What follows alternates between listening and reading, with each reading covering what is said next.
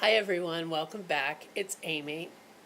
Now, yesterday we started to discuss the feelings that are frequently felt by victims of sexual assault and abuse. And I'm talking about this in the hopes that you will gain empathy for your victims, or for some of you, for your potential victims. Today I'm going to continue starting with the topic of anxiety, shaking, and nightmares.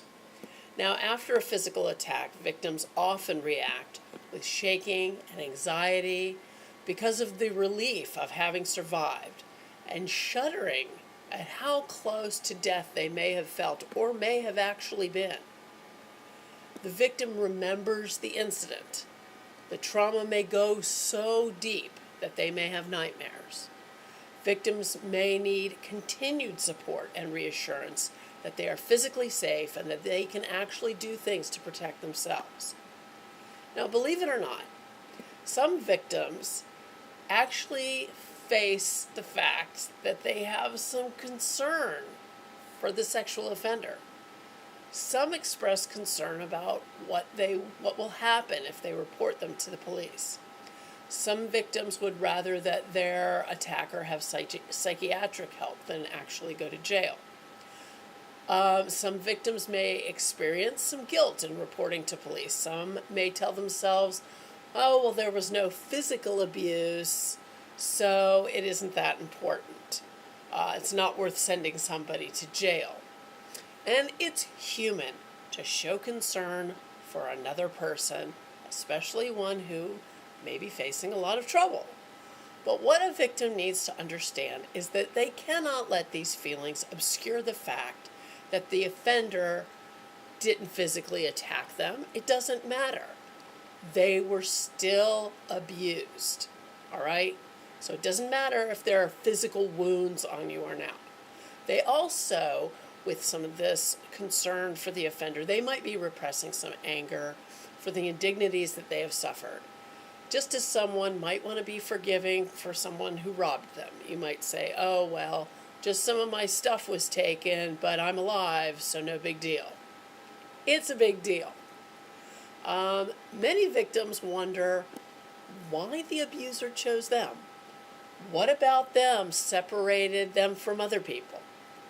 This comes from the mistaken belief that sexual assault comes to those who ask for it, or somehow make themselves noticeable. This is common amongst assault victims. The truth is that anyone can be assaulted. Most offenders maneuver themselves into a situation that leads to the assault. Victims need to be reminded that the abuser made the decision to be abusive and to commit the assault. Now, there is also undoubtedly shame with victims. Shame comes from the destruction of self-respect. There was a deliberate effort from the attacker to make the victim do things they didn't want to do. And this in turn can make the victim feel dirty, and it can make them feel disgusting, leading to shame. Submitting at all, even at knife point, even at gunpoint, can lead to shame.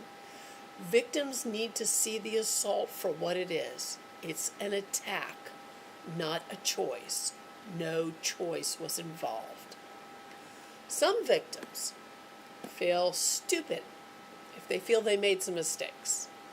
If you were hitchhiking, for example, which arguably not many people do these days, or let's say you were walking alone at night, they may blame themselves for the assault because they were exhibiting risky behavior.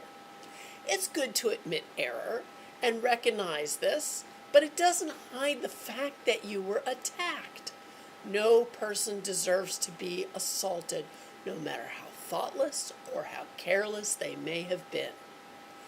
Anger is another thing that certainly victims feel, and it is a healthy response to being attacked or abused. When you feel attacked and humiliated, you should be angry. A victim needs calm, reassuring, and unwavering support. They need to know that they are not crazy.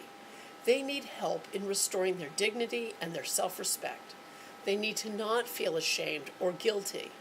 They need to see that the attack may have felt like it was on their whole being, but it cannot be allowed to become a dominant factor in their lives, something that defines them. Sexual assault and abuse is terrifying. It is a terrifying experience. Unfortunately, a victim now has to learn to incorporate this reality into their lives and continue to live as a stronger person. As for the offenders out there, you need to understand what you have done to your victim and learn some empathy. Until you learn empathy, you will continue to be abusive, and you are giving yourself permission to do so by not learning empathy. In the next video, a few final words on this module and a powerful assignment. Until then, please subscribe to this channel. Please share this video with someone who you think it might help, and feel free to get in touch with me through this channel or through Facebook or through Instagram or through Twitter. And until I see you next time, be well.